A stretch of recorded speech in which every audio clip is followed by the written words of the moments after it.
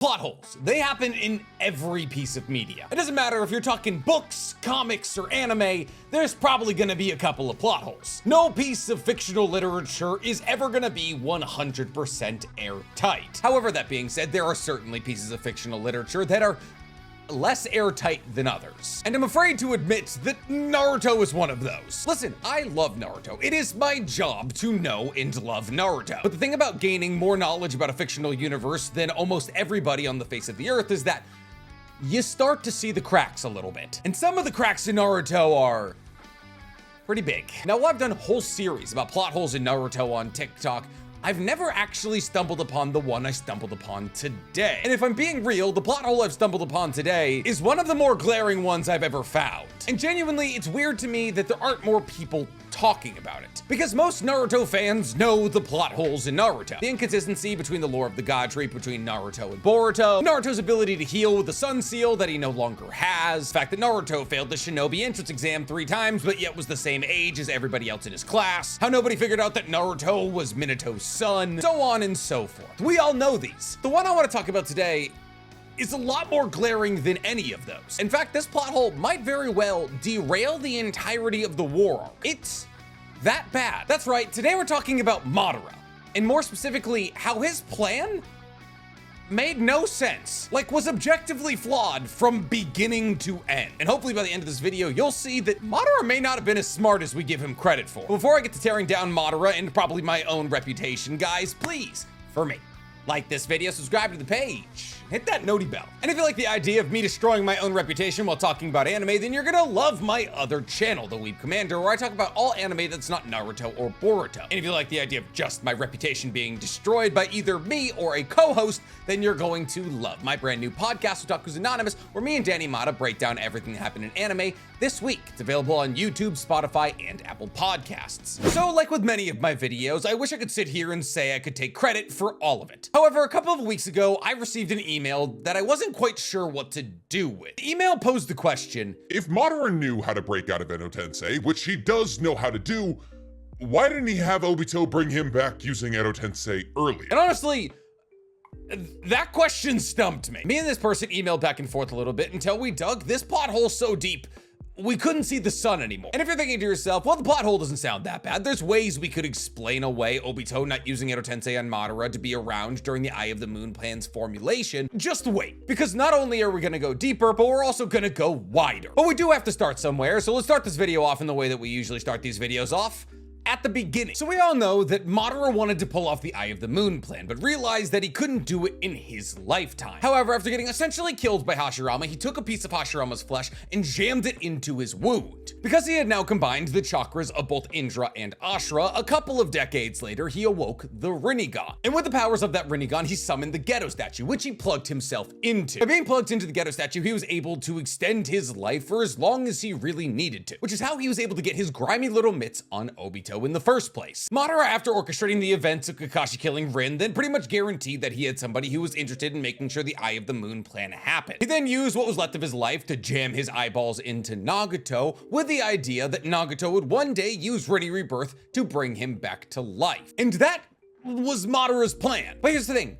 Madara had no guarantee that Nagato would ever use Rinne Rebirth. Nagato was a child, probably around 3 or 4 years old, when Madara popped up in the middle of the night, stole his eyeballs, and replaced them with his own. And it's not like at that point that Nagato just joined the Akatsuki and was like, oh yeah, I'll bring this guy who stole my eyeballs back to life. He was putting pretty much the entirety of his trust into Obito to recruit Nagato in the first place. Something that Obito actually failed at. In fact, if it wasn't for Danzo, Nagato never would have joined the Akatsuki. Well, the Akatsuki that Obito wanted, you get it. The only reason that Nagato ever fell into Obito's little trap is because Danzo was afraid that the Akatsuki that Yahiko was running would begin to work with the Hidden Rain. And considering the fact that the Hidden Rain had just kicked Konoha's ass in the Second Great Shinobi World War, if they linked up with the Akatsuki, it could have been bad for Konoha. So Danzo manipulated Hanzo into thinking that the Akatsuki were trying to steal his power, which caused Hanzo to kidnap Konan and force Nagato to kill Yahiko. At which point the Nagato got pretty fed up with life and decided to fall in with Obito. So okay, things are working Madara's way a little bit. Nagato has now been recruited to Obito's version of the Akatsuki, which means he's probably on board for pulling off Rinne Rebirth to bring Madara back when it's needed. But to get to this very specific circumstance of Nagato joining under Obito took a lot of luck. Like I've already said, Obito went to the Akatsuki originally and was like, "You guys should join me." and Yahiko was like, No,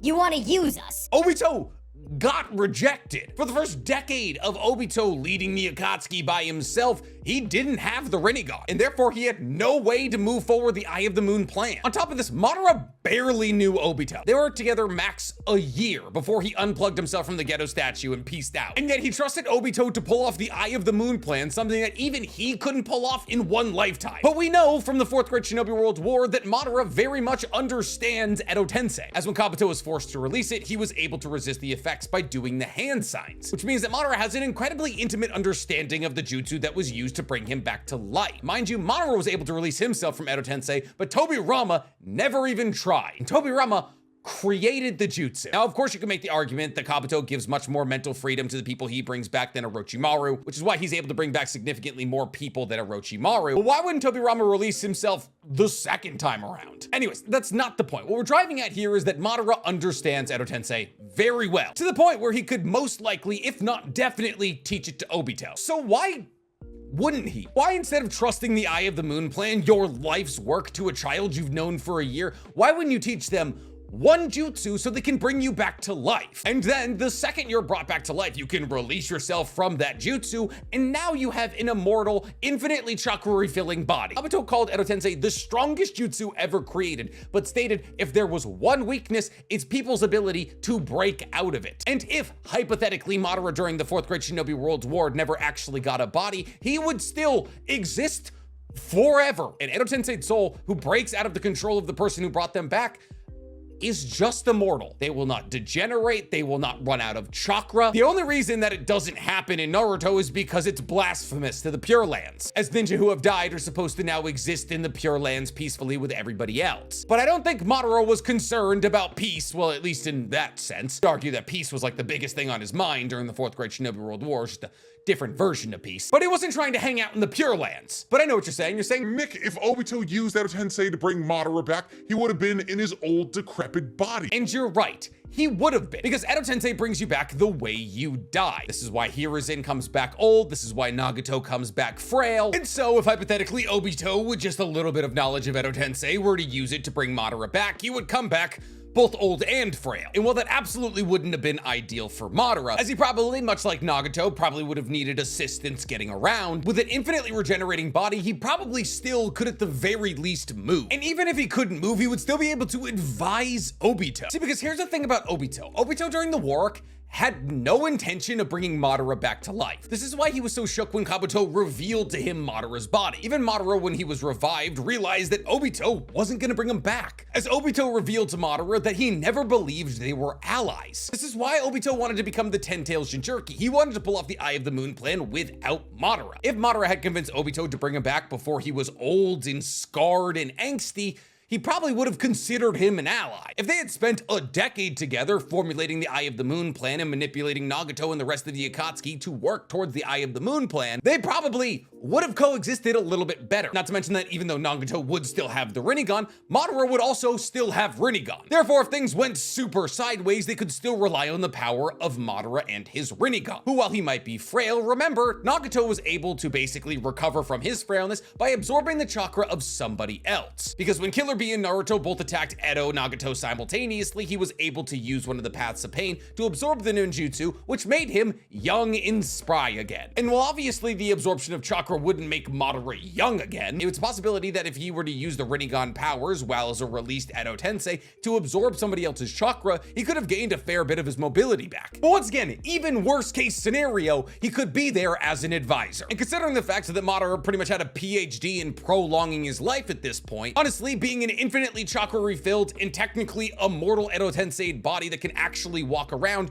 is substantially better than being plugged into the ghetto statue. And this is all working under the assumption that Obito doesn't gain gain a mastery over Edo Tensei that allows him to pull off feats comparable to what Kabuto did for Madara's body in the 4th Great Shinobi World War anyways. I'm not gonna sit here and say that Obito is as smart as Kabuto. He's not. Kabuto is obviously able to bring Madara back during the prime of his life because of his mastery in medical ninjutsu. Obito is a genius. So while he may not have been able to pull off something as impressive as what Kabuto did, he probably could have knocked 10 or 20 years off. Or Madara, while he was walking around as a released Edo Tensei, could have heard about Kabuto and sent Obito to go recruit him. Because once again, Kabuto finding and reincarnating a prime version of Madara was 100% luck for Madara. And also, substantially better than his idea. See, let's head back to what Madara's original plan was. To have Nagato use Rinne Rebirth to bring him back to life. Top of our heads, how do we think Rinne Rebirth works? Well, fortunately, we don't have to speculate. We've seen it happen twice. Once when Nagato used it to bring the entirety of Konoha back to life, and the other time when Obito was forced to use it by Black Zetsu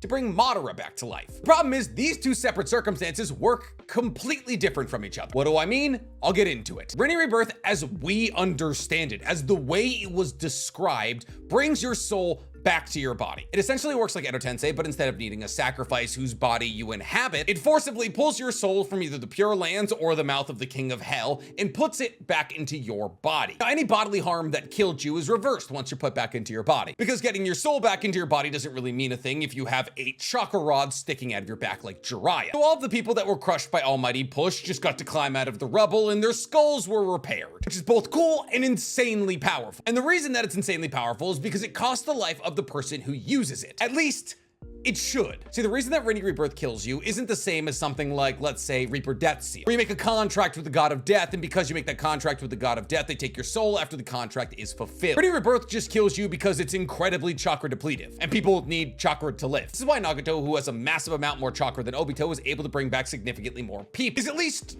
kind of what we think. See, this line of logic is based off the fact that Nagato told Naruto he should be at least able to bring back the people he killed in Konoha, which led people to kind of two divergent ways of thinking. Rinne Rebirth, when Nagato was using it, was either tied to a certain amount of time since he killed somebody, that is to say, in simpler terms, that Nagato was only able to revive people who have been dead for so long, or that every single new person you add to your revive list costs more and more chakra, and therefore Nagato only had enough chakra to bring back those he killed in Konoha. What's crazy about Nagato, however, is that it's implied that if he hadn't tried to bring back everybody in Konoha, or if he hadn't been so exhausted from his fight against Naruto, he possibly could have survived using Rinne Rebirth, which kind of makes you wonder why he never used it on Yahiko, but that's a whole other can of worms. And because Nagato died from chakra overusage and therefore died in this incredibly weakened state, it's probably why he was able to re-strengthen himself by absorbing the chakra of Naruto and Killer Bee. But still, there's a problem with one of these divergent ways of thinking, specifically the way of thinking that states that you can only revive people a certain amount of time after they've died. Because if that were the case, then reviving Madara with Rinne Rebirth was never an option, and therefore I tend to lean closer to the camp that every single person you need to revive requires a certain amount more of chakra. Regardless of how you think about it, Rinne Rebirth, when Nagato pulled it off, is very much depicted as a soul returning to its body. But that's not at all how it's depicted when Obito is forced into it by Black Zetsu. See, when Obito is forced to use Rinne Rebirth by Black Zetsu, Madara's soul doesn't return to Madara's body. Madara's soul returns to somebody else's body. See, Madara during the war arc is in an Edo Tensei sacrifice body. Madara's soul is simply piloting a body covered in paper mache and dirt, but it's not his body. Madara's body is actually elsewhere, probably in the little cave fortress he had while he was plugged into the ghetto statue. So realistically, after Obito used Rinne Rebirth to bring Madara back to life, he shouldn't have reincarnated through the body created for him by Kabuto, because that's not his body. The moment that Obito used Rinne Rebirth, the soul in the Edo Tensei sacrifice should have gone to Madara's original body, the super old, decrepit one that died of natural causes. Now, people theorize that when Madara did the hand signs that break out of Edo Tensei, he actually made the sacrifice his own body. That is to say that by becoming free from the constraints of control of Kabuto, he was able to turn the sacrifice that Kabuto provided to bring his soul back from the Pure Lands into his actual body. Which, considering the fact that this is Madara we're talking about, isn't the craziest assumption of all time. But this line of logic does require us to think that by simply releasing yourself from Edo Tensei, that you take over somebody else's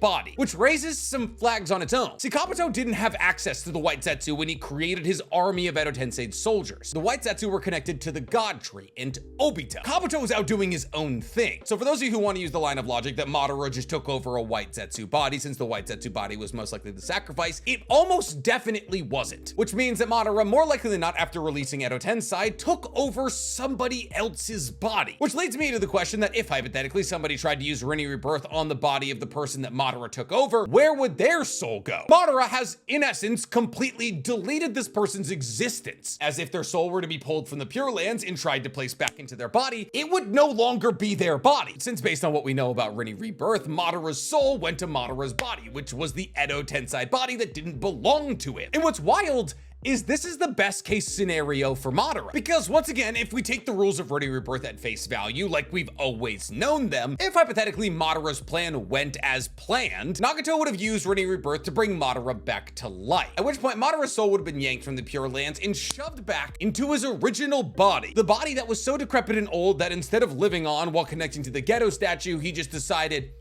I'll trust you guys to it. Now, there is a small tidbit of fact that when Madara is brought back using Edo Tensei, he believes that he's brought back using Rinne Rebirth. But Kabuto, through the conduit of Mu, has to explain to him that he actually got brought back using Edo Tensei, which leads a lot of people to believe that if Rinne Rebirth was used on Madara, he would have been brought back in his prime, as he believed when he was brought back in this prime old body that he was brought back using Rinne Rebirth. But nothing we've seen or know about Rinne Rebirth implies he would be brought back in his prime. Nade was brought back using Rinne Rebirth. Why wasn't she brought back in her prime? Is it a specific circumstance only to Madara? Would his soul just pop into his body and he'd wake up and be 30 again? How was Rinne Rebirth gonna put him back in his prime? We don't even fully understand how Kabuto made him a prime body in the first place. While his plan might have not gone nearly as planned, he got the best case scenario, sheerly through luck. Because even if his plan had gone as planned, Obito was never gonna have Nagato bring Madara back to life. What Obito wanted was the war arc just to be him, Nagato, and the rest of the Akatsuki versus the Shinobi Alliance. Nagato was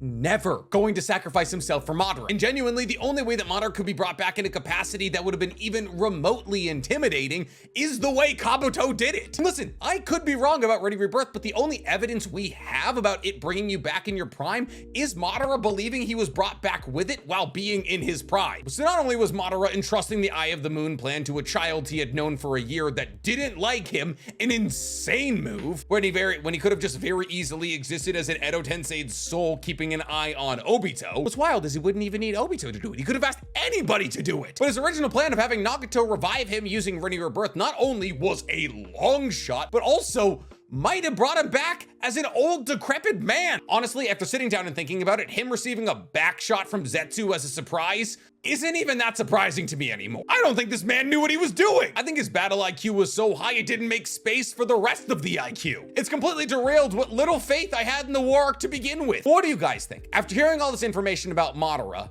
am I crazy? Was he out of pocket? Was this not a good idea? Tell me in the comments below. While you guys are down there, please, for me, like this video, subscribe to the page, and hit that noti bell. Though honestly, the idea of a 120-year-old Madara trying to fight the Shinobi Alliance with a cane would have been hilarious.